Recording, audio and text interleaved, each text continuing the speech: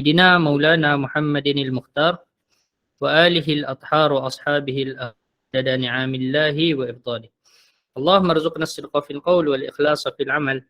اللهم اجعلنا من الذين يستمعون القول فيتبعون أحسنه.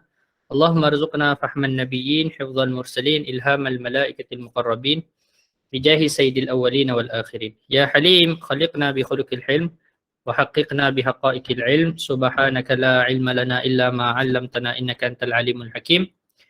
ولا حول ولا قوة إلا بالله العلي العظيم. أما بعد. Alhamdulillah, puan-puan yang dirahmati Allah Subhanahu Wa Taala, insya-Allah hari ini kita akan sambung lagi pengajian kita dalam kitab dari Jendela Al-Habib Al-Mustafa sallallahu alaihi wasallam. Dan kita akan sambung pada muka surat 214. Baik. Jadi 214 ni manakib tentang siapa? Menceritakan tentang ayah mertua Nabi, iaitu bernama Abu Umayyah bin Al-Mughirah. Abu Umayyah bin Al-Mughirah ni siapa? Ayah kepada Ummu Salamah. Ummu Salamah Hindun bin Abu Umayyah. Tu. Ummu Salamah. Jadi ini kita tengah ceritakan tentang adik-beradik Ummu Salamah lah. Okey, adik-beradik Ummu Salamah. Baik. Jadi kita antara adik-beradik dia, siapa dia di sini? Allahumma salli ala sayyidina Muhammad, Qaribah Al-Kubra. Daripada Atikah binti Amir, Jizil At-Ti'an daripada Bani Malik bin Kinanah. Ni maksudnya isteri yang kedua. Okey, ni isteri yang kedua. Isteri yang pertama daripada makcik Nabi, Atikah binti Abdul Muttalib. Ni kakak kepada ayah Nabi SAW atau adik perempuan ayah Nabi SAW. Dapat siapa? Dapat Zuhair bin Abi Umayyah, Abdullah bin Abi Umayyah dan juga Qaribah Al-Kubra. Okey. Jadi kemudian daripada Atikah, ni isteri yang kedua, Atikah binti Amir daripada Bani Malik bin Kinanah, dia ada dua orang anak. Siapa dia? Al-Muhajir bin Abi Salamah. Beliau memeluk Islam dan menjadi utusan Sayyidina Abu Bakar kepada Ziyad bin Labid Al-Bayadi. Okey, yang kedua ialah Ummu Salamah, yang ni isteri Nabi SAW. Jadi isteri Nabi daripada isteri yang bernama Atikah binti Amir. Okey, Atikah binti Amir. Kemudian daripada isteri yang ketiga iaitu siapa? Atikah binti Utbah bin Rabi'ah. Utbah bin Rabi'ah ni siapa? Ni musuh ketat Nabi SAW. Jadi pak mentua Nabi ni kahwin dengan anak musuh ketat Nabi SAW, iaitu Atikah ni. Jadi Atikah ni lahir siapa? Qaribah As-Sughra. Qaribah As-Sughra binti Abi Umayyah. Beliau dinikahi oleh Sayyidina Umar radhiyallahu ta'ala anhu. Dari sisi ini Sayyidina Umar ialah biras juga kepada Nabi SAW. Setelah diceraikan, Muawiyah bin Abi Sufyan pula menikahinya. Beliau juga daripada isteri, begitu juga daripada isteri daripada Thaqif. Okey, daripada Thaqif dia ada anak nama dia Mas'ud bin Abi Umayyah yang dibunuh oleh Sayyidina Ali dalam perang Badar. Dan juga Hisham bin Abi Umayyah. Okey, selesai. Ini pak mentua Nabi SAW yang mana merupakan ayah kepada Ummu Salamah. Kemudian kita yang terakhir yang disebutkan di sinilah bapa mentua Nabi yang terakhir ialah Huyai bin Akhtab. Yang ni Yahudi. Ini bapa mentua Nabi di kalangan Yahudi. Okey. Jadi dia kata beliau ialah ketua kepada Bani Nadir. Jadi di Madinah ada tiga. Okey, ada tiga kelompok. Kan, Bani Quraizah, Bani Nadir dan juga Bani Qainuqa. Okey, Bani Qainuqa, Bani Nadir dan juga Bani Quraizah. Baik. Jadi beliau ni ketua kepada Bani Nadir. Salah satu daripada dua bangsa Yahudi yang mendiami Madinah selain Bani Quraizah, dan juga ni lah Bani Qainuqa. Sebenarnya tiga. Cuma Bani Qainuqa ni lepas perang Badar dia kena halau dah. Atau Bani Quraizah, saya lupa. Okey. Tapi dia awal lah, saya ingat saya Bani Qainuqa. Sebab apa? Sebab dia kerek sangat kan. Dia mengancam Nabi SAW. Jadi dia telah melanggar perjanjian. Maka Nabi perangilah dia orang ni. Jarak perkampungan itu terletak kira-kira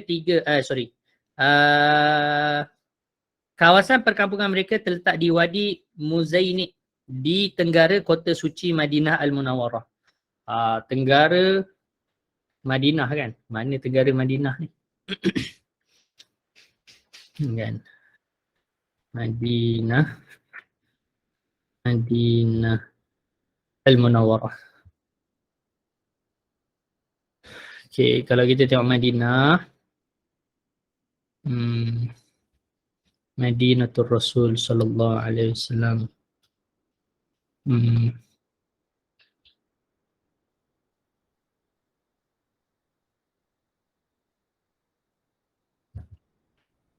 Okey. Nah ni Madinah. Dia duduk dekat mana? Wadi Muzainib. Ada Wadi Muzainib. Tenggara kan. Tenggara kota Madinah belah sini lah. Kan belah sini. Madinah. Masjid Nabawi situ. Kita boleh pakai ni. Masjid Nabawi sekejap. Okey ni. Masjid Nabawi. Kiblat ke bawah lah kan. Sebab Kaabah kat bawah ni. Tapi kalau ikut arah utara selatan, dia belah sini, tenggara belah sini kan. Dekat wadi apa tadi dia sebut? Muzainib. Ni. Muzainib. Nampak ni?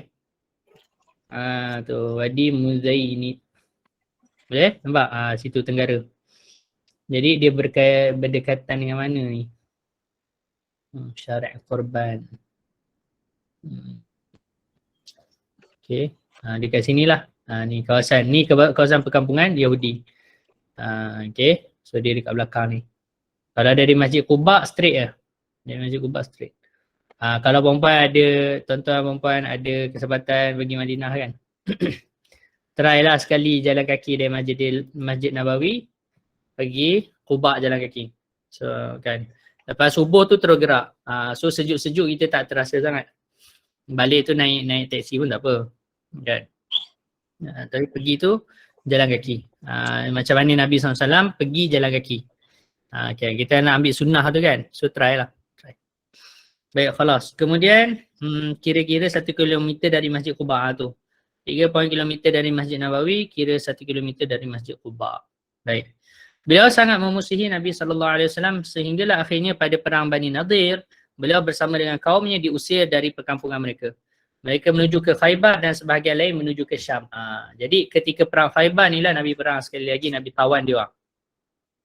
Pun begitu permusuhan mereka tidak terhenti di situ. Huyai bin Akhtab berusaha memastikan umat Islam di Madinah dapat dihancurkan.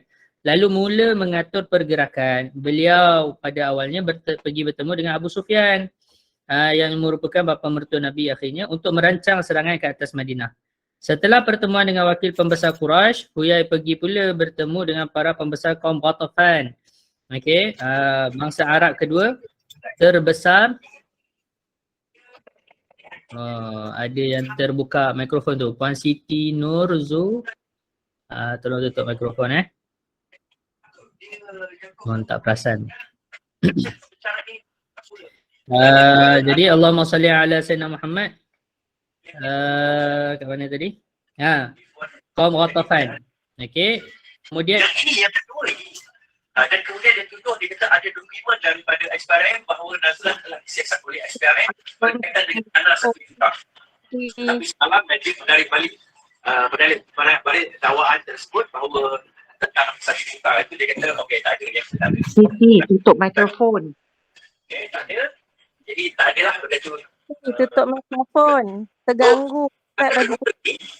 Akan ditentukan oleh hakim, bukti baru akan ditentukan oleh hakim Mahkamah Persekutuan pada hari Isnin.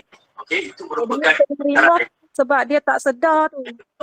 Apa yang dibuat dia tak perasan, dia berhentikan, dia pecat Syafi'i.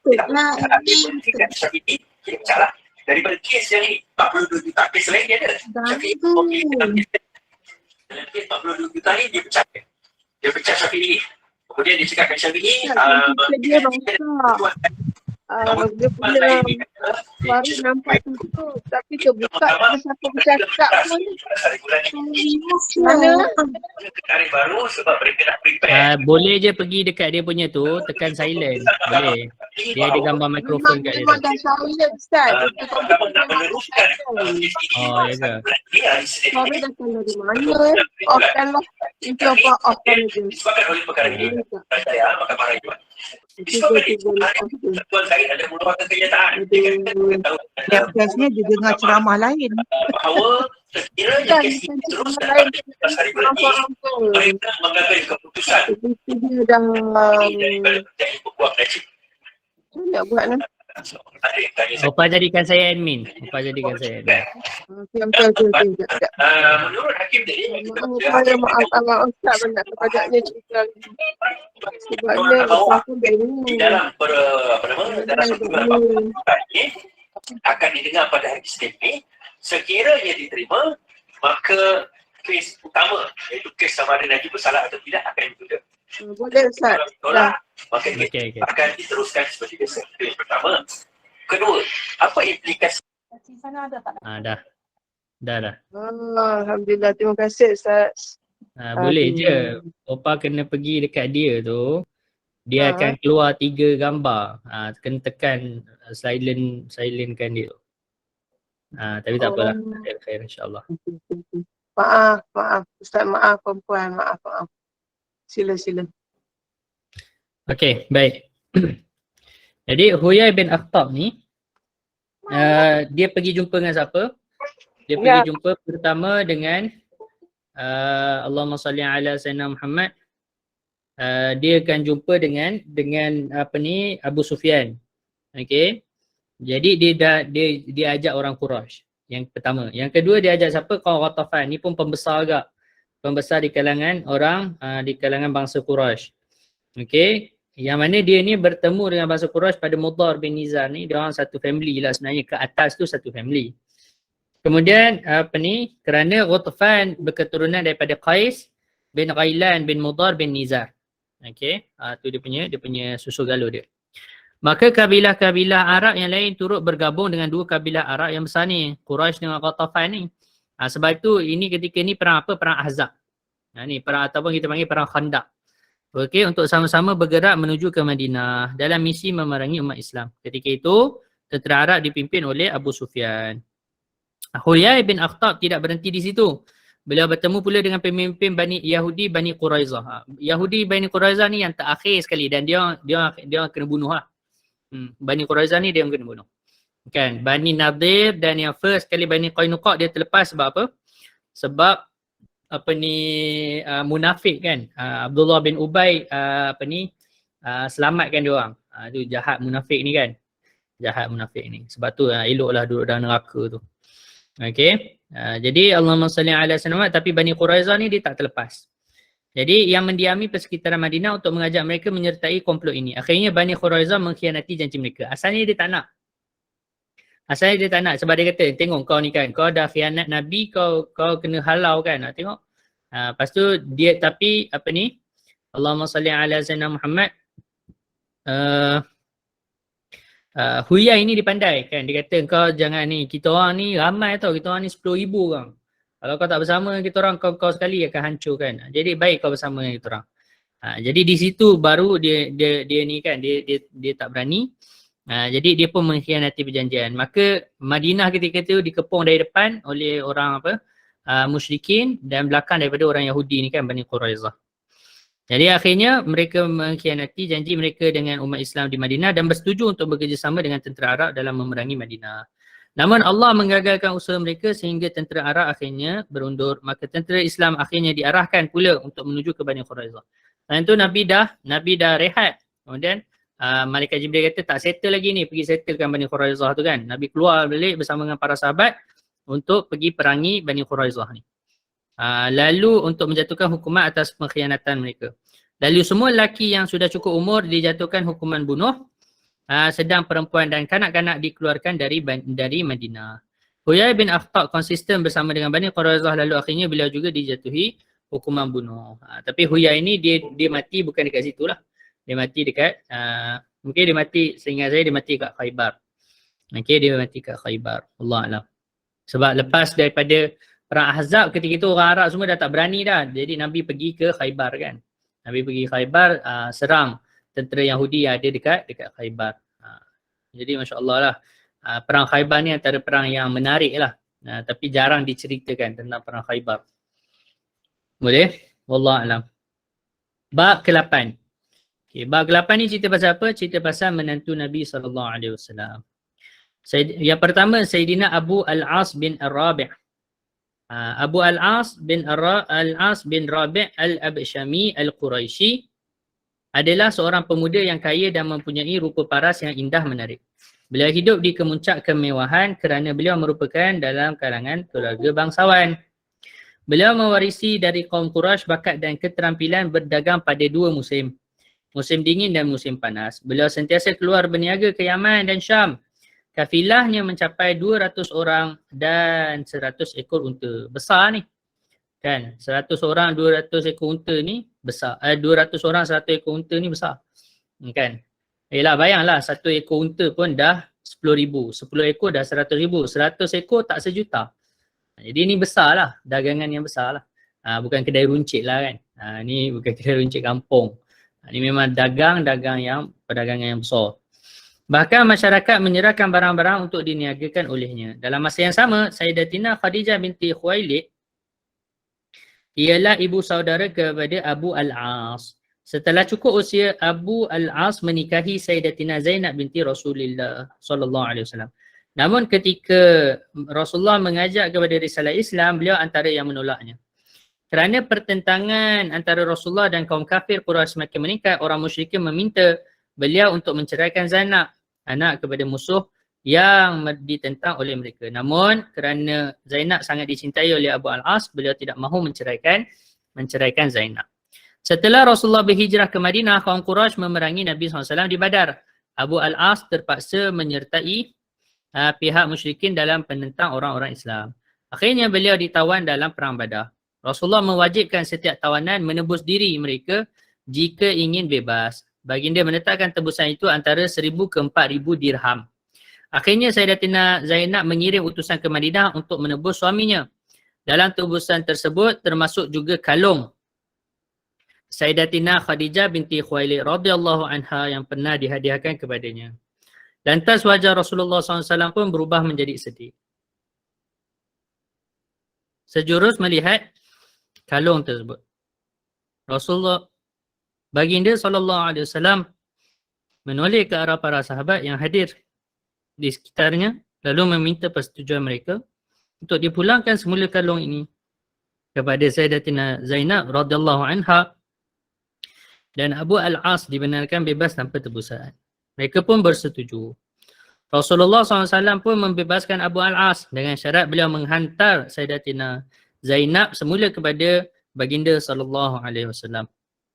Setibanya di Madinah, beliau melaksanakan perintah Nabi SAW tersebut.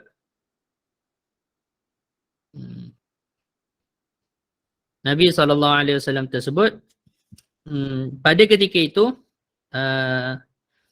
para utusan Rasulullah menunggu tidak jauh di luar kota Mekah. Setelah berpisah dengan Zainab, Abu Al-As tetap tinggal di Mekah sehingga menjelang pembebasan kota Mekah. Beliau masih terus melakukan pekerjaannya berniaga ke Syam. Pada suatu hari dalam perjalanan pulang ke Mekah, kafilahnya dihalang oleh pasukan peronda yang dikirim oleh Rasulullah SAW. Unta-unta dan barang muatan dirampas dan para pengiringnya ditawan. Namun Abu Al-As sempat melepaskan diri. Menjelang malam, beliau memasuki kota Madinah secara bersembunyi. Sampai di kota Madinah, beliau mendatangi rumah Sayyidatina Zainab dan meminta perlindungan daripadanya. Setelah didapati oleh Rasulullah SAW, Rasulullah pun bertanyakan tujuan Abu Al-As datang ke Madinah.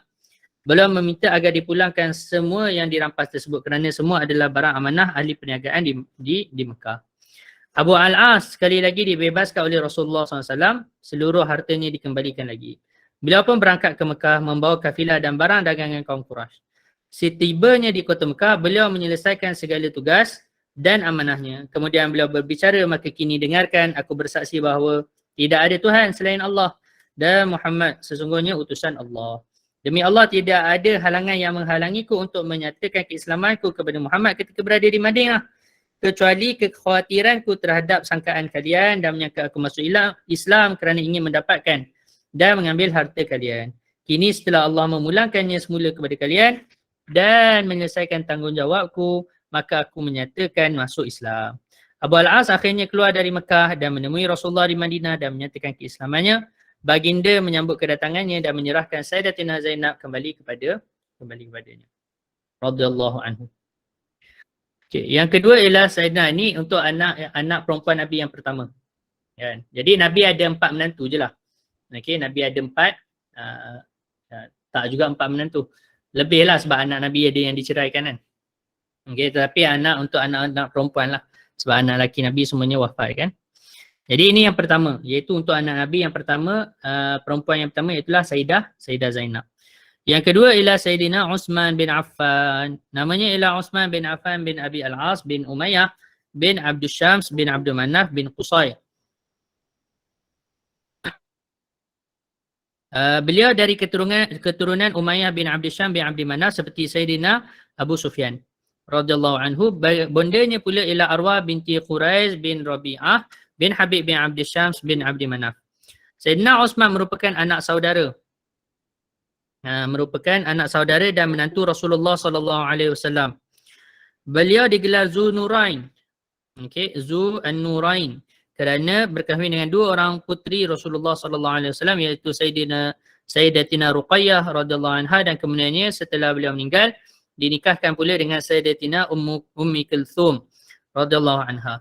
Dalam riwayat hadis ada menyebut daripada Sayyidatina Aisyah radhiyallahu anha bahawa Rasulullah SAW bersabda, Inna Allah Ta'ala awha ilayya an uzawwija karimatayya ya'ni Ruqayyah wa Ummu Kulthum bin Uthman. Sesungguhnya Allah mewahyukan kepadaku agar mengahwinkan 2 orang kemuliaanku iaitu Ruqayyah dan Ummu Kulthum dengan Sayyidina Uthman. Beliau dikatakan menyerupai Nabi Ibrahim alaihissalam daripada Sayyidina Umar radhiyallahu anhuma, daripada Sayyidina Ibnu Umar radhiyallahu anhuma berkata, sabda Rasulullah sallallahu alaihi wasallam, innama nushabbihu Uthman bi abina Ibrahim. Kami sering memperumpamakan Uthman dengan bapa kami Nabi Ibrahim. Okey. Nabi sallallahu alaihi wasallam sangat mengasihi Sayyidina Uthman dan memuliakan beliau. Beliau dimasukkan sebagai ahlul Badar oleh Rasulullah SAW walaupun tidak keluar menyertai umat Islam yang terlibat di medan perang kerana baginda meminta Sayyidina Uthman untuk menjaga putrinya Ruqayyah yang sedang sakit. Setelah Ruqayyah meninggal, beliau dinikahkan dengan Sayyidatina Ummu Kulthum. Ketika berlakunya perjanjian Hudaibiyah, Sayyidina Uthman ditahan di kota Mekah. Lalu tersebar berita bahawa Sayyidina Uthman sudah dibunuh. Maka Rasulullah SAW mengambil janji dari para sahabat untuk menyerang mereka yang terlibat dalam pembunuhan Sayyidina Uthman. Perjanjian itu dirakamkan dalam Al-Quran dan disebut sebagai perjanjian pokok atau Bai'atul Ridwan. Akhirnya Sayyidina Uthman pun dibebaskan. Jadi Sayyidina Uthman ni special kan, special. Sayyidina Uthman radhiyallahu anhu merupakan antara sahabat yang paling banyak membelanjakan hartanya pada jalan Allah. Beliau mempersiapkan tentera Usrah pada perang Tabuk. Beliau membeli telaga rumah. Telaga rumah ni masih ada lagi kat Madinah. Telaga rumah. Untuk umat Islam meminum daripadanya secara percuma. Setelah Rasulullah SAW wafat, Sayyidina Uthman merupakan antara mereka yang disenaraikan sebagai para sahabat yang layak memimpin umat Islam. Oleh itu ketika zaman Sayyidina Umar, beliau memasukkan Sayyidina Uthman sebagai salah satu calon daripada 6 calon yang akan menggantikan beliau. Selain Sayyidina Ali, Sayyidina Talhah, Sayyidina Abdurrahman bin Auf, Sayyidina Zubair dan Sayyidina Sa'ad bin Abi Waqqas. Ni semua ni mubasyirin fil jannah. Semua nama ni mubasyirin fil jannah. Okey? Ada 10 sahabat yang mana mereka ni dijamin syurga kan. Semua 10 senarai nama ni semuanya memang high level lah. High level punya sahabat. Maksudnya kita kena kenal lah sahabat-sahabat ni kan. Okay, yang mana yang higher level ni maksudnya Masya Allah. Diorang ni punya ketakwaan, keimanan kan semua ni kita kena kenal. Kena selalu dengar nama diorang, kena selalu baca sirah diorang. Sampai kita ingat lah kisah macam mana kita ingat Sayyidina Abu Bakar, Sayyidina Umar kan. Kita kena kenal lah yang lain-lain ni juga. Lalu akhirnya umat Islam memilih Sayyidina Uthman. Jadi sebab ketika mana zaman Sayyidina Abu Bakar memang jadi pilihan kan. Diorang bincang kemudian Sayyidina Umar sebut tidak ada orang lain yang lebih layak kecuali Sayyidina Abu Bakar. Maka semua orang pun setuju. Setelah Sayyidina Abu Bakar wafat, sebelum dia wafat dia dah highlight dah awal-awal. Dia dah bagi tahu dah. Selepas aku yang ganti Sayyidina Umar. Memang tak ada orang lah lebih layak daripada Sayyidina Umar. Okey. Tapi selepas waktu zaman Sayyidina Umar bagi pilihan. Ada beberapa orang kau pilih lah. Jadi siapa dia? Sayyidina Osman, Sayyidina Ali, Sayyidina Talha, Sayyidina Abdul Rahman bin Auf, Sayyidina Zubair dan Sayyidina Sa'ad bin Abi Waqqas. Okay, ni semua ni masya-Allah. Sayyidina Talha bin Ubaidillah ni dipanggil orang syahid yang masih berjalan, kan, sebab luka-luka yang dia ada. Sama juga dengan Sayyidina Zubair, kan, Sayyidina Zubair Al-Awwam, Abdul Rahman bin Auf, ni semuanya kibarus sahabah lah. Pada zaman beliau, Allah terus meluaskan kerajaan umat Islam ke serata dunia. Pada zaman Sayyidina Osman ni. Sebenarnya bermula keluasan tu zaman Sayyidina Umar lah. Tapi zaman dia makin luas lagi. Beliau memimpin umat Islam selama 12 tahun sehinggalah beliau syahid dibunuh setelah dikepung di rumahnya sendiri pada 18 Zulhijjah tahun 35 Hijrah ketika berusia 82 tahun lebih kurang. Beliau dimakamkan di Al-Baqi'. Sebenarnya makam dia zaman dulu tak masuk dalam Baqi' sekarang. Dia ada tanah dia sendiri. Sayyidina Osman ni dia kaya kan, jadi dia dikuburkan di tanah dia sendiri. Cuma sekarang tanah tempat perkuburan dia tu dah masuk kira dalam kawasan perkuburan Baqi' dah. Baqi' yang asal sebenarnya sebelum daripada kubur Sayyidina Osman tu. Okay, Baqi' yang asal. Tapi sekarang dah termasuk dalam kawasan Baqi' lah. Dia ada besar kat tengah lah. Perempuan semua tak dapat masuk kan, tak apalah. Okay. Kalau nanti ada orang masuk, suruh diorang buat live kan. Diorang buat live, jalan, bagi tahu ni kubur siapa, ni kubur siapa. Okay, so kita bagi salam ke jauh lah, insyaAllah. Boleh, tak ada masalah. Rumah dia kat mana? Rumah yang dia kena bunuh tu, rumah tu betul-betul dekat Masjid Nabawi. Sekarang ni dalam dataran Masjid Nabawi tu lah. Dia kat belah depan. Kan, kalau kita keluar pintu, pintu Jibril tu, dia memang kat belah depan tu lah. Kalau orang lelaki ziarah kan, lalu pintu depan tu kan. Keluar je pintu depan tu ke kanan, tu. Kat situlah ada rumah dia. Ke depan sikit tu, rumah Sayyidina Osman. Kat situ tempat dia kena bunuh. Baik.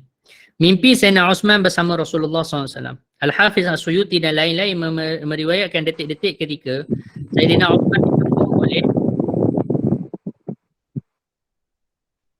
Sayyidina Osman dikepung oleh Khawarij.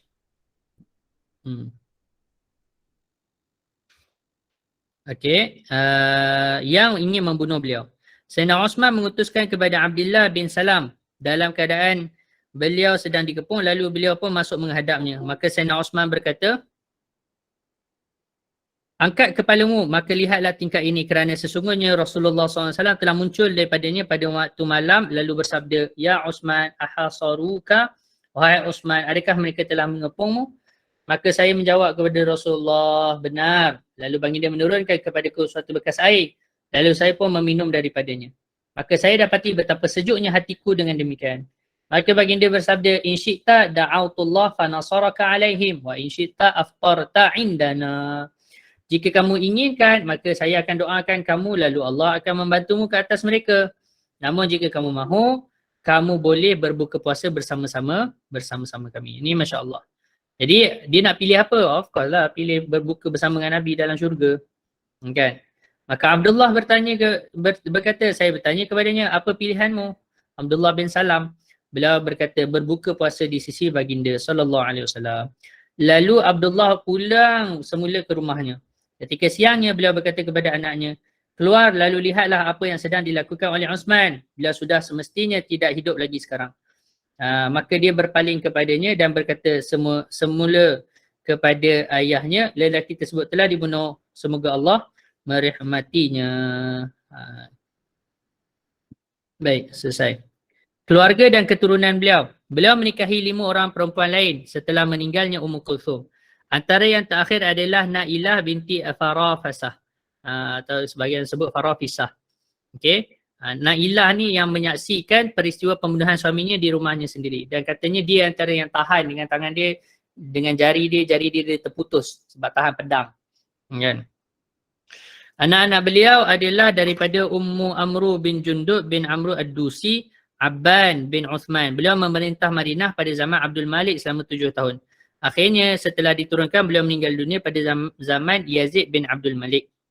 Yang kedua, Amru bin Uthman. Beliau ialah suami kepada Ramlah binti Muawiyah bin Abi Sufyan dan Hafsah binti Abdullah bin Umar bin Khattab. Antara anak beliau dengan Hafsah ialah Abdullah bin Amru. Abdullah ini menikahi Fatimah binti Al-Husain bin Ali. Okay, anak Sayyidina Husain, cucu Nabi, cicit Nabi SAW. Kemudian Umar bin Uthman, antara anak-anak beliau ialah Zaid bin Umar, Asim bin Umar. Daripada isteri bernama Fatimah binti Al-Walid Al-Makhzumi ialah Sa'id bin Uthman, beliau ialah suami kepada Ramlah binti Abi Sufyan. Baik, selesai. Kemudian Allahumma salli ala Sayyidina Muhammad, Sayyidina Ali bin Abi Talib. Ni masyhur lah. Baik, jadi dia kata nama beliau ialah Ali bin Abi Talib bin Abdul Muttalib bin Hashim. Beliau merupakan sepupu Rasulullah, menantu dan penolongnya serta salah seorang daripada 10 orang sahabat yang dijanjikan syurga. Beliau dilahirkan di Mekah di Baitul Haram pada 13 Rejab selepas 30 tahun dari tahun gajah. Maksudnya ketika itu Nabi umur 30 tahun lah, lebih kurang. Di dalam hadis yang dikeluarkan oleh Imam At-Tabrani dan Imam Al-Hakim pada Sayyidina Ibn Mas'ud radhiyallahu anhu bahawa Nabi bersabda an-nadharu ila aliyin ibadah. Memandang kepada Sayyidina Ali merupakan ibadah. Masya-Allah. Kan? Jadi Sayyidina Ali ni bukan jalan orang. Okey, Sayyidina Ali ni bukan jalan orang. Kita jangan terpengaruhlah dengan Syiah. Kan? Tetapi kita kata Allahumma salli ala Sayyidina Muhammad, dia ni memang orang yang orang yang special. Kita tak dapat nak menafikan kespesialan dia tu, keistimewaan dia tu. Boleh? Sabda Sayyidina Ali amat dikasihi oleh Rasulullah SAW sehingga banyak didapati hadis yang menunjukkan ke atas kelebihannya. Sabda Rasulullah SAW, Inna Allah amarani bihubbi arba'ah wa akhbarani annahum yuhibbuhum. Ila ya Rasulullah sammihim lana, qala Aliyun minhum, yaqulu dhalika thalathan wa Abu Dharin wa Miqdad wa Salman. Ini sebab itu hadis ni digunakan oleh Syiah. Sebab tu Syiah yang menghina para sahabat. Okay, Syiah yang menghina para sahabat, dia tak hina 4 orang. Sebab apa yang ni? Yang ni. Sayyidina Ali, Abu Dhar, Miqdad dan juga Salman. Jadi Allahumma salli ala Sayyidina Muhammad, sesungguhnya Allah memerintahkan aku agar mengasihi 4 orang dan Allah mengkhabarkan kepadaku bahawa dia mengasihi mereka. Rasulullah ditanya, wahai Rasulullah, sebutkanlah nama mereka kepada kami. Baginda bersabda, Ali adalah daripada mereka, disebutnya 3 kali. Ali, Ali, Ali. Ali di kalangan mereka, Ali di kalangan mereka, Ali adalah daripada mereka. Kemudian Abu Dhar, Miqdad, Abu Dhar Al-Ghifari, Miqdad bin Aswad kan? Miqdad bin Aswad dan juga Salman Al-Farisi. Salman Al-Farisi ni memang dia ni cinta Nabi sungguh. Dan kisah bagaimana di Islam pun Masya Allah menarik kan? Kita kena baca lah. Bagaimana orang yang betul-betul mencari kebenaran. Okey. Kemudian hadis dan Nabi SAW ketika mana perang Khandaq kan, semua orang nak claim Sayyidina Salman ni daripada Muhajirin. Sayyidina orang-orang Ansar kata tak, Sayyidina Salman ni daripada Ansar. Kemudian Nabi SAW sendiri yang kata tak, Salmanu minna ahlil bait. Tak, Salman ni daripada kalangan kami ahlil bait. Jadi sebab tu Salman ni special. Sayyidina Salman Al-Farisi ni special. Okay. Hadis riwayat Imam At-Tabrani dengan sanad hasan daripada Sayyidatina Ummi Salamah radhiyallahu anha daripada Rasulullah sallallahu alaihi wasallam bersabda, man ahabba aliyan faqad ahabbani wa man ahabbani faqad ahabba Allah wa man abghada aliyan faqad abghadani wa man abghadani faqad abghada Allah. Siapa yang mengasihi Ali maka dia mengasihiku. Sesiapa yang mengasihiku maka sesungguhnya dia mengasihi Allah. Sesiapa yang membenci Ali maka sesungguhnya dia membenciku. Dan sesiapa yang membenciku maka dia membenci Allah. Sebab itu antara tanda iman dalam hadis yang lain, mencintai Sayyidina Ali ni ialah daripada iman. Siapa yang membenci dia tanda munafik. Sebab tu ada sebahagian ulama yang sangat keras lah. Kan? Tetapi pendapat mereka ni tidak terpakai lah. Okay? Sangat keras dalam dia memunafikkan sebahagian sahabat pula. Kita kata sahabat dia tak adalah memerangi Sayyidina Ali sebab benci lah. Okay? Allah Alam. Beliau meninggal dunia sebagai syahid kerana ditikam oleh Abdurrahman bin Muljam Al-Muradi pada 17 Ramadan tahun 40 Hijrah dan wafat pada malam 21 Ramadan. Keluarga dan keturunan daripada Sayyidatina Fatimah radhiyallahu anha binti Sayyidina Muhammadin sallallahu alaihi wasallam ialah siapa? Sayyidina Hasan, Sayyidina Husain, Sayyidina Muhsin atau Sayyidina Muhsin, Sayyidina Zainab Al-Kubra radhiyallahu anhum, Sayyidatina Ummu Kulthum radhiyallahu anha. Daripada Khalwah binti Ja'far Al-Hanafiyah. Ni. Yang ni yang terkenal lah, anak dia ramai. Yang asalnya tawanan perang golongan murtad yang dihadiahkan oleh Khalifah Sayyidina Abu Bakar kepada Sayyidina Ali Maka dia dapat seorang anak nama dia Muhammad bin Al-Hanafiyah. Muhammad bin Al-Hanafiyah ni ulama di kalangan para para tabi'in. Okey, dia ialah ulama di kalangan para tabi'in. Sebab peristiwa ni berlaku selepas kewafatan Nabi SAW. Kan, ketika tu Sayyidina Abu Bakar je khalifah kan. Jadi ni anak dia lah. So anak dia ni tabi'in besar dan di kalangan para ulama lah Muhammad bin Al-Hanafiyah ni. Daripada Ummul Banin binti Huzam bin Khalid Al-Khilabiyah, Abu Bakar, Al-Abbas, Uthman, Ja'far dan Abdullah. Mereka semua mati dibunuh bersama Sayyidina Hussein ketika peristiwa Karbala kan. Kita baru lepas Muharram kan, puasa Muharram. Sebab tu kalau nak tengok tu, tengoklah. Tapi tengok Habib Ali punya ni. Tengok yang Habib Ali Jufri punya ceramah tentang kisah Karbala kan, kisah hari Ashura. Okay. Kalau silap tengok kan, tengok yang Syiah punya pula kan. So tengok yang betul-betul. Memang peristiwa tu berdarah lah. Peristiwa tu menyakitkan hati. Kan, menyedihkan diri lah.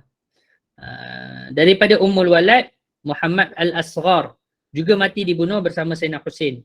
Dan ni semua adik-beradik Sayyidina Hussein. Abu Bakar, Abbas dan dia orang mempertahankan Sayyidina Hussein. Kan, abang dia orang kan. Okay, Sayyidina Hussein abang lah. Jadi dia orang semua bersama Sayyidina Hussein, dia orang semua kena bunuh. Ramai puluh orang kena bunuh hari tu. Di Karbala tu, ahli keluarga Nabi, anak cucu Sayyidina Ali ni berpuluh-puluh orang kena bunuh. Termasuklah cucu Sayyidina Ali sendiri. Yang baby pun dia orang bunuh juga. Kan? Inna lillahi wa inna ilaihi raji'un. Sebab tu tak tahulah. Memang kita kata bila cerita benda-benda macam ni, dia kena baca dengan kisah keimanan. Kita kena baca dengan iman lah. Kalau tak memang jadi Syiah. Betul? Kalau tak memang jadi Syiah. Syiah ni jadi sebab apa? Sebab rasa kecewa kan dengan perbuatan orang buat kepada ahli keluarga ni. Ini orang-orang yang Nabi sayang. Kan? Orang-orang yang Nabi sayang. Nah, Nabi sebut kan, siapa yang cinta Ali maka dia cinta aku. Siapa cinta aku maka dia mencintai Allah. Kan? Memang. Jadi mencintai Ali dengan mencintai lah anak-anak dia. Nabi sayang kan. Sayyidina Hasan, Sayyidina Hussein ni Nabi sayang. Kan? Kita pergi bunuh pula kan. Bunuh adik-beradik dia pula. Daripada Asma binti Umais, Yahya dan Aun. Daripada Sahbah Ummu Habib binti Ar-Rabi'ah At-Taghlabiyah ialah Umar. Daripada Umamah binti Abi Al-As bin Rabi' Muhammad Al-Awsat. Muhammad Al-Awsat ni pun tak silap saya wafat juga. Daripada Ummu Sa'id binti Urwa bin Mas'ud Al-Thaqafi, iaitu Ummul Hasan dan Ramlah. Daripada isteri-isteri yang pelbagai, Ummu Hani, Maimunah, Zainab As-Sughra, Ramlah As-Sughra, Ummu Kulthum As-Sughra, Fatimah, Umamah, Khadijah, Ummul Kiram, Ummu Salamah, Ummu Ja'far, Jumanah dan Nafisah. Jadi ramai sebenarnya anak Sayyidina Ali ni ramai. Okey. Cuma ketika mana kahwin dengan Sayyidatina Fatimah, Nabi tak bagi dia kahwin lain. Sebab kalau Sayyidatina Fatimah sedih, akan menyebabkan Nabi sedih. Menyebabkan Nabi sedih ni boleh jatuh kafir. Jadi Nabi tak bagi. Bila wafat barulah dikahwin dengan semua-semua ni, jadi anak dia ramai. Okey. Dia kata keturunan Sayyidina Ali berkembang daripada 5 orang anak lelaki, iaitu Sayyidina Al-Hasan dan Sayyidina Al-Husain yang meneruskan zuriat para asyraf Ahlul Bait.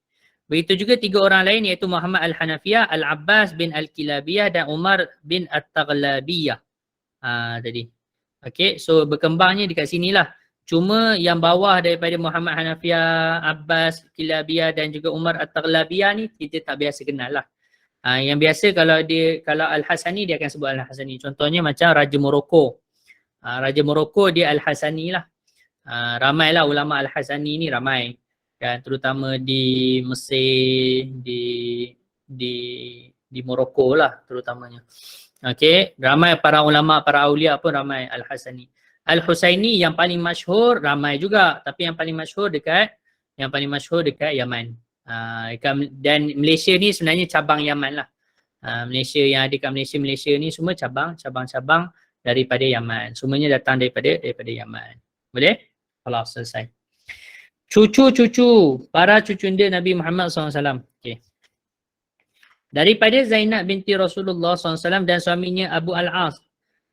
Sayyidatina Zainab dinikahi oleh Sayyidina Abu Al-As radhiyallahu anhu, lalu dikurniakan 2 orang anak, iaitu Sayyidina Ali dan Sayyidatina Umamah radhiyallahu anhuma.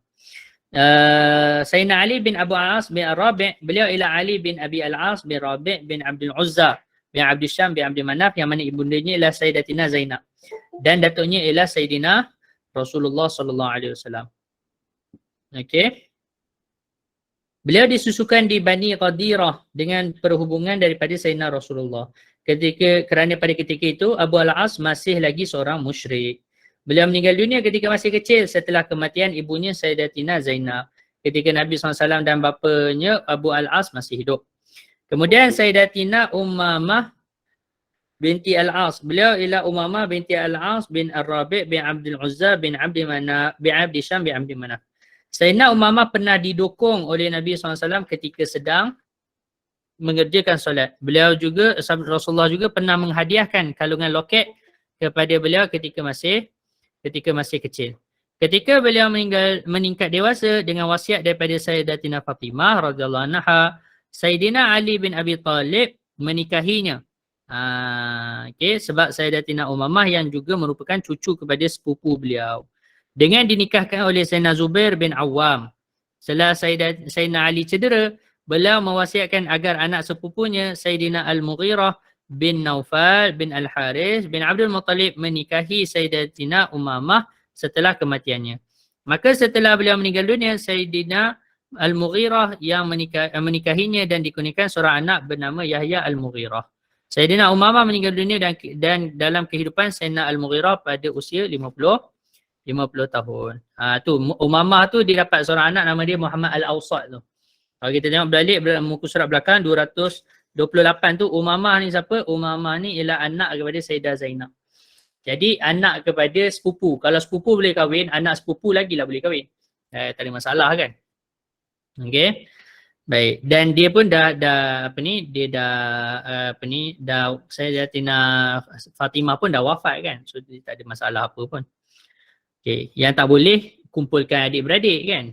So ni dah wafat, so tak ada masalah.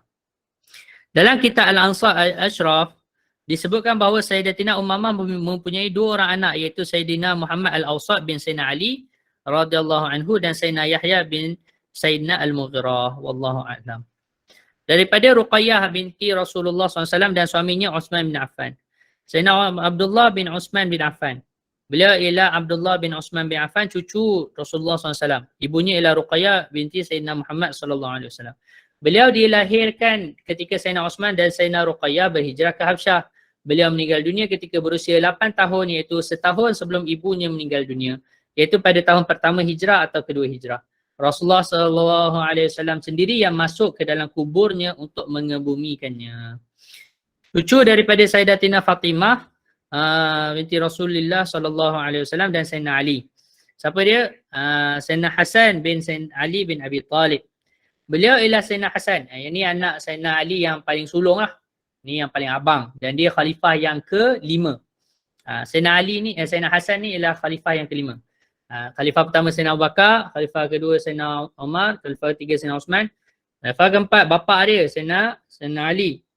Yang kelima siapa? Sayyidina Hasan. Dia sempat jadi khalifah 6 bulan. Kemudian dia tanazzul an haqqihi kan. Dia lepaskan hak dia. Dia lepaskan hak dia supaya bersatu, umat Islam ni bersatu. Okey. Baik. Kemudian Allahumma salli ala Sayyidina Muhammad. Beliau lahir pada penghulu para pemuda di syurga. Beliau lahir pada pertengahan Ramadan tahun ke-3 Hijrah. Okey. Dan sempat membesar dalam kehidupan Rasulullah SAW hingga berusia 7 tahun. Rasulullah menukar namanya dari nama asal yang ingin diberikan oleh Sayyidina Ali, iaitu Harb, kepada Hasan. Sebelum ini tiada siapa pernah dinamakan sebagai Hasan dalam Islam. Sayyidina Hasan dan Sayyidina Husain radhiyallahu anhuma adalah kecintaan Nabi SAW. Rasulullah pernah bersabda, Al-Hasan wal-Husain sayyidash syababi ahlil jannah. Al-Hasan dan Al-Husain adalah penghulu-penghulu bagi para pemuda ahli syurga. Pernah Rasulullah SAW mendukung Sayyidina Al-Hasan di atas mimbar lalu bersabda, Inna ibni hadha sayyidun wa la'alla Allah sayuslihu bihi bainal fi'ataini minal muslimin. Maksudnya sesungguhnya anakku ini seorang penghulu, sayyid, ketua. Maka Allah mendamaikan dua kelompok muslimin dengannya. Jadi ketika mana berlaku peperangan tu, peperangan antara kelompok Sayyidina Ali dengan Sayyidina Muawiyah, jadi Sayyidina Al-Hasan inilah yang damaikan balik. Pernah disebutkan dalam Al-Quran Al-Karim ketika terjadi satu peristiwa yang terkenal dengan mubahalah, iaitu sumpah laknat. Ketika itu Nabi SAW menghadapi Nasrani Bani Najran untuk mencari kebenaran. Nabi SAW bersedia bermubahalah, iaitu masing-masing pihak bersedia untuk mendapat laknat Allah seandainya mereka berdusta. Kan? Sehingga mereka berdusta. Nah, akan tetapi Nasrani Najran khawatir mereka ditimpa laknat Allah, maka mereka tidak bersedia bermubahalah. Ketika itu Nabi mengajak kedua-dua cucunya iaitu Sayyidina Hasan dan Sayyidina Husain serta ikut serta ayahanda mereka Sayyidina Ali bin Abi Talib dan ibunda mereka Sayyidatina Fatimah Az-Zahra radhiyallahu anha.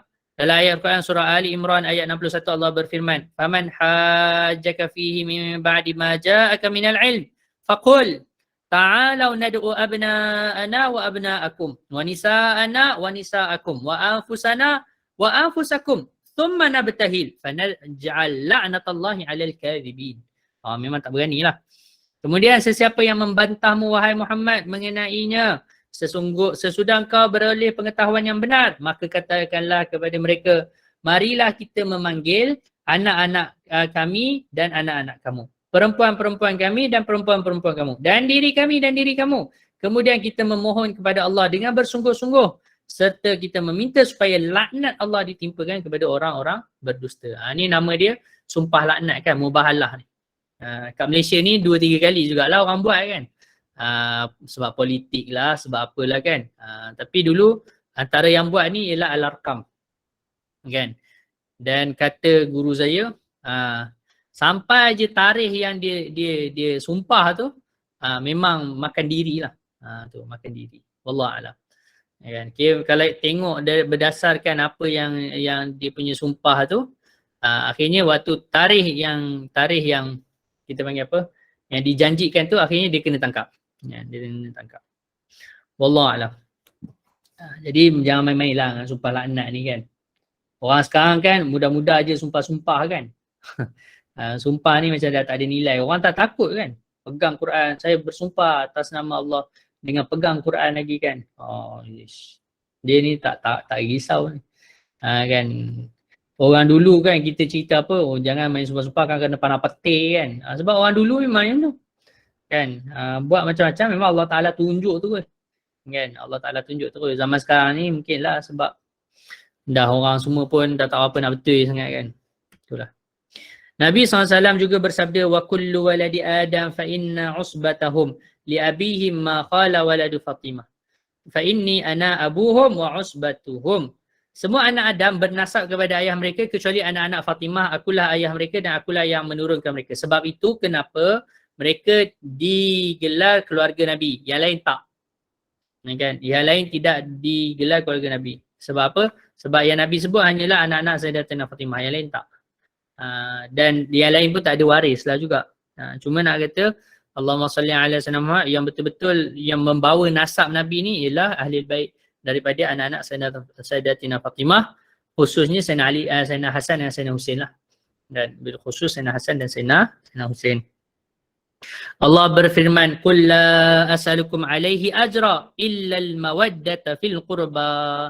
Katakanlah, aku tidak meminta upah dari kalian atas penyampaian risalah ini selain kasih sayang dalam kekeluargaan.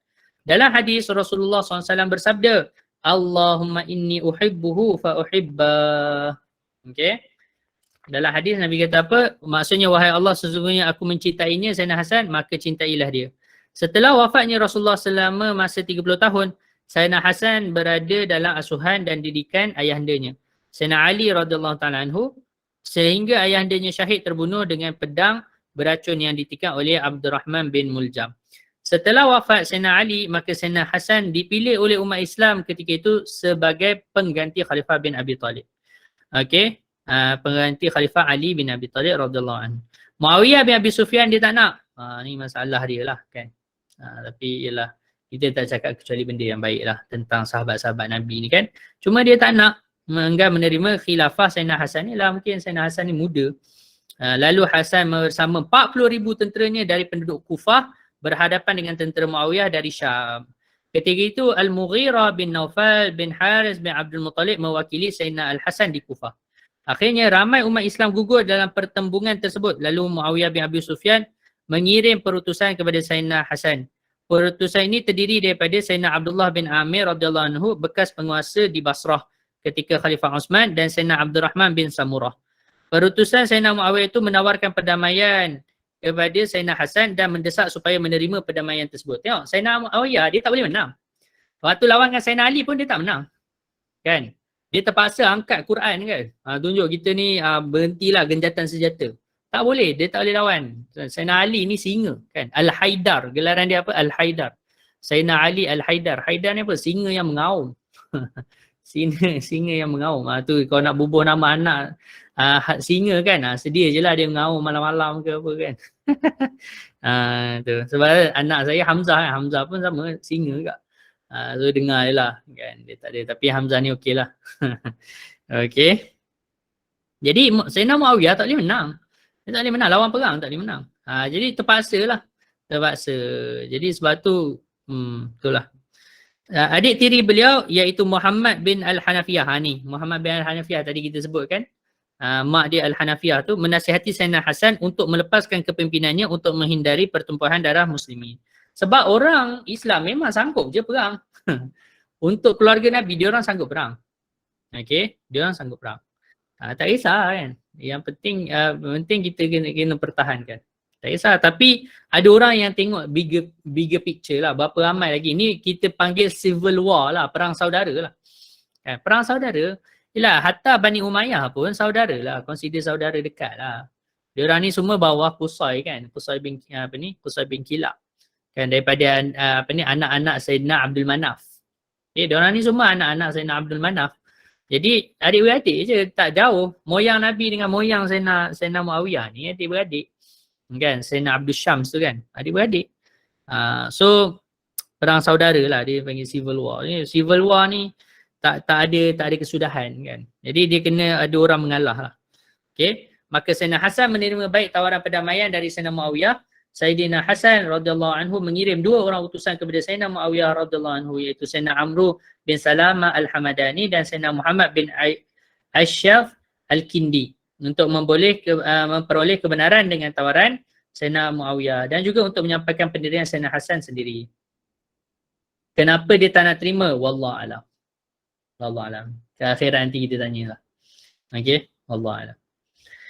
Oleh kerana Sayyidina Hasan seorang yang berjiwa lembut dan ingin melihat umat Islam kembali bersatu padu di bawah satu pimpinan, maka surat Sayyidina Muawiyah tersebut dijawab oleh Sayyidina Hasan dan meminta jaminan keselamatan bagi semua orang. Sayyidina Muawiyah bersetuju dengan semua syarat-syarat tersebut bukanlah suatu perkara yang penting baginya. Asalkan sahaja dia dapat berkuasa sepenuhnya dan semua orang tunduk di bawah kekuasaannya, itulah yang dicita-citakan. Namun Muawiyah bin Abi Sufyan mengingkari seluruh isi perjanjian itu, terutama terhadap Ahlul Bait. Sebab itu dia mengingkari lah. Dia ingkar. Tapi sekali lagi saya sebutlah. Kan? Kita tak sebut kecuali benda yang baik lah tentang sahabat Nabi SAW. Tapi dia salah lah. Dia salah. Okey. Cuma kita tak akan menghina lah para ahli baik seperti Syiah. Sahabat Nabi seperti Syiah. Jangan. Tapi dia salah. Dia memang salah. Memang ulama semua sebut dia salah. Okey. Sayyidina Muawiyah ni dia ada kesalahan dia. Okey. Dia ada kesalahan dia. Terutama dengan Ahlul Bait. Kalau tidak Ahlul Bait tak kena bunuh. Kan? Dan juga dia mewariskan antara perjanjiannya ialah setelah dia mati, dia kena serahkan balik urusan kekhalifahan ni kepada umat Islam. Jangan bagi ke anak dia, tak, dia langgar. Dia bagi ke anak dia. Itulah tu masalah. Sejak tu bermula monarki tu sejak zaman Sayyidina Muawiyah. Okey, zaman Sayyidina Muawiyah radhiyallahu anhu. Sebab tu saya bila kita baca macam ni kan, hati kita dah tak best kan. Sebab tu saya kata baca sirah ni kita ada limit lah. Kita ada limit. Sebab tu ulama kita biasanya benda-benda macam ni dia tak tulis dalam buku sebab apa? Sebab nak jaga iman orang awam. Termasuklah kita ni orang awam, kalau kita baca ni rasa macam kan betul lah Syiah ni kan. Kan dah payah tu. Sebab tu saya ulang banyak kali supaya jangan terpengaruh dengan benda tu. Memang dia salah lah. Tapi dia masih sahabat Nabi. Tu kita kena terima. Jadi sahabat Nabi ni kita tak boleh cakap macam-macam. Okey, kita tak boleh nak cakap berlebih-lebih. Sayyidina Al-Hasan sempat saya habiskan sampai bawah ni.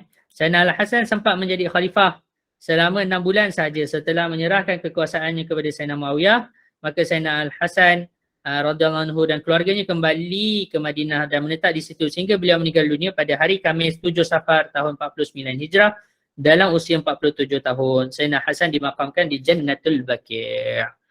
Okey, wallahu alam. So nanti kita sambung pada muka surat 236. Wallahu taala ala wa alam. Wassallallahu ala sayyidina Muhammad wa ala alihi wasallam. Kita tanggung dengan tasbih kafarah dan surat al-Asr. Subhanakallahumma bihamdika asyhadu an la ilaha illa anta astaghfiruka wa atubu ilaik. Bismillahirrahmanirrahim. Al-'asri innal insana fi khusr illa alladziina aamanu wa 'amilus shalihat wa tawassaw bil haqq wa tawassaw bis sabr. Wassalamualaikum warahmatullahi taala wabarakatuh. Salam. Terima kasih Ustaz. Terima kasih Ustaz. Terima kasih Ustaz. Terima kasih Ustaz. Sama-sama. Terima kasih Ustaz. Assalamualaikum. Alhamdulillah. Terima kasih banyak Ustaz. Terima kasih pihak moderator. Ustaz. Assalamualaikum. Assalamualaikum warahmatullahi wabarakatuh.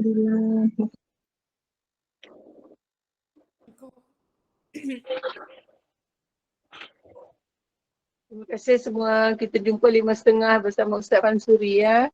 Terima kasih. Ampun dan maaf.